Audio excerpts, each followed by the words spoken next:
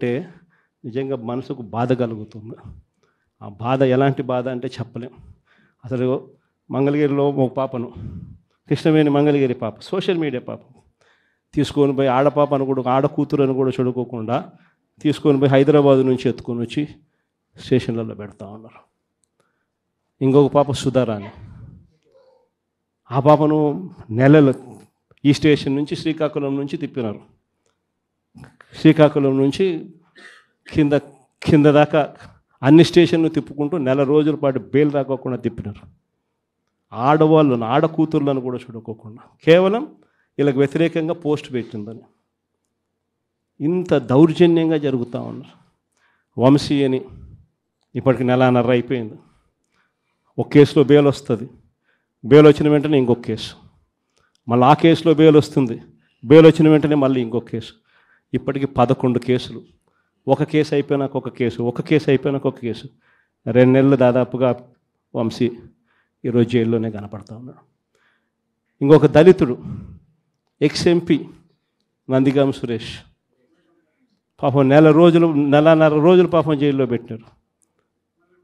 Bail రాకుండా అడ్డుకుంటూ జైల్లో పెట్టారు.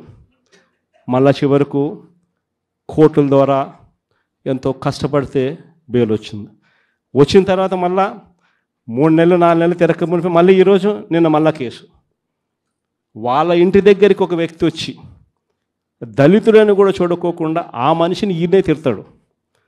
ఎందుకు నన్ను తిడుతున్నావు అని చెప్పి ఈయన ప్రశ్నిస్తే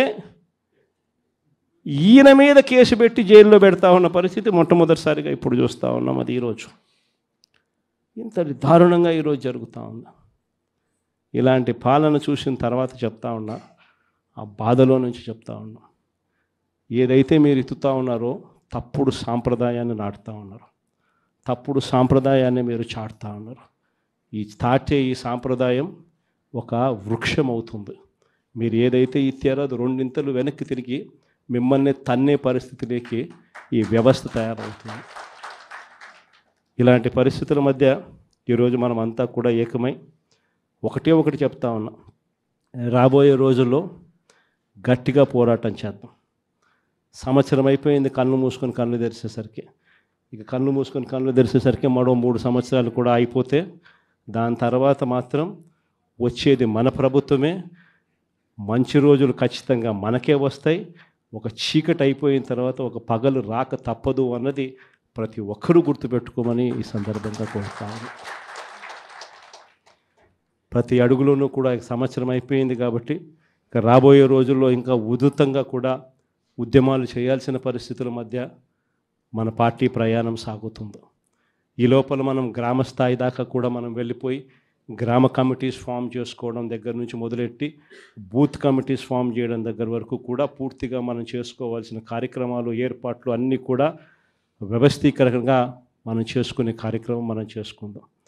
దాని తర్వాత ఉద్యమ బాట పట్టాల్సిన సమయంలో ఖచ్చితంగా ఉద్యమ బాట పడుతూ ఈ ప్రభుత్వం చేస్తూ ఉన్న తప్పులను ఎండగడుతూ, ప్రభుత్వం చేస్తూ ఉన్న తప్పుడు పనులను ప్రజలకు ఎత్తి చూపుతూ మీ పాత్ర మీరు పోషించాల్సిన సమయం కూడా వచ్చింది అని చెప్పడానికి ఈ సమావేశాలన్నీ కూడా ఏర్పాటు చేసి మీ అందరి సహాయ సహకారాలు కూడా తీసుకునే కార్యక్రమం కూడా చేస్తూ ఉన్నాం. ఇది ఒక్కరి మీద జరగల, రాష్ట్ర యంత్రాంగం మీద దాడిగా చూస్తున్నాం. దీన్ని వైసీపీ నాయకులకి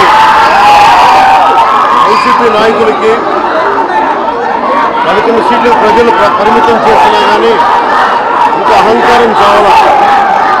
ఈ అహంకారం తగ్గే వరకు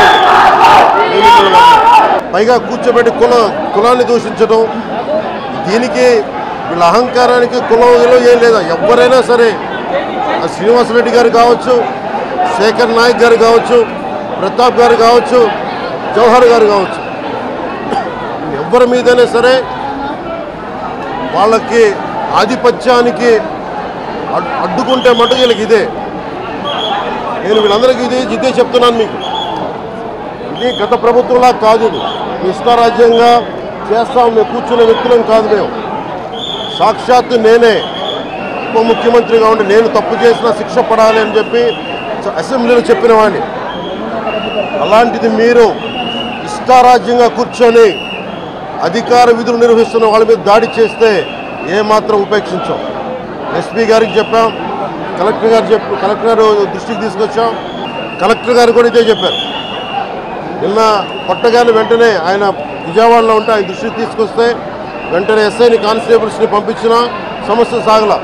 అదనపు బలగాలతో సిఐతో వెళ్తే తప్ప పరిస్థితి కంట్రోల్లోకి రాలా. ఎలా కొట్టారంటే లోపల గడిపెట్టి మరి ఎవరిని రానివ్వకుండా గడిపెట్టి మరి ఆయన అమానుషంగా దాడి చేశారు. నువ్వు ఎలా వస్తావు ఇక్కడికి? ఎవరో వీళ్ళు చెప్పిన మాటలకు తొత్తులు. బుద్ధి జ్ఞానం లేకపోతే మాట్లాడమనండి. మీ ఇంటి మీద నీళ్లు వస్తాయని ఆకాశంలో పోతావు నువ్వు. ఇంటికి నీళ్లు రాకుండా చూసుకోవాలా. ఊరికే మర్యాద చెప్తే మర్యాద కూడా లేదు వీళ్లకు. మర్యాద తెలుసుకునేది నేర్చుకోవాలి. ఇంకొకసారి మాట్లాడితే ఆ నాలుకలు తాళాలు వేయాల్సి వస్తుంది. వాట్ నాన్ సెన్స్, ఏంటి తమాషగా ఉంది. ఇన్నింటి వాస్తవాలు లెక్క పెట్టుకుంటూ రాజకీయం కోసం అసహ్యమైన రాజకీయాలు చేస్తారా మీరు? కక్కుర్తి రాజకీయాలు పడతారా మీరు? మాట్లాడేవాళ్ళు లేరని మీ ఇష్ట ప్రకారం మాట్లాడతారా? విషం కక్కుతారా? ఎందుకంటే విషం కక్కడం? విశాఖపట్నం ఉదూది ఏమైంది? నేను పులివెందుల్లో పెడితే ఏమవుతుంది? తిరుపతికి ఫ్లడ్ రాలేదా? బుద్ధి జ్ఞానం ఉండాలి మాట్లాడాలంటే. మీరు చేసిన ఏదో పనులకి మాటలో చెప్పాలంటే నేల మీద ముక్కు పెట్టి రాసుకోవాలి. మీరు తప్పుడు పనులు చేసి కొంచెం పాలిష్డ్గా మాట్లాడుతున్నాం. పాలిష్డ్గా మాట్లాడితే వాళ్ళకి ఎక్కదు. ఎక్కన వాళ్ళకి ఏం చేయాలో కూడా చేసి చూపించాల్సిన అవసరం ఉంది. అదే జరుగుతుంది రేపు. మొన్న చూశారు మీరు, అక్కడ పోతే వీళ్ళని ఏం చేశారు. అదే జరగాలి ఈ రాష్ట్రం. నీకు ఆలోచన చేసేవాడు నువ్వు ప్రజాసేవ పనికొస్తావు. నువ్వు అంటే ఏమనుకుంటున్నారు మీరు? అంటే ఏది చెప్పినా నమ్మేస్తారనే అజం ఆ పేపర్లు పెట్టుకొని, తప్పుడు పేపర్లు పెట్టుకొని తప్పుడు ప్రచారాలు చేసుకుంటూ బతికిపోవాలనుకుంటున్నారు. ఆ ఆటలు సాగవు. అది గుర్తుపెట్టుకోమని హెచ్చరిస్తాను. అందుకే ప్రజలు కూడా 11 సీట్లు ఇచ్చి ఏ విధంగా తీర్పు ఇవ్వాలని ఇచ్చారు. That it self is an indication. ఊరంతా ఒక దారి, వీళ్ళది ఇంకొక దారి అంటారు.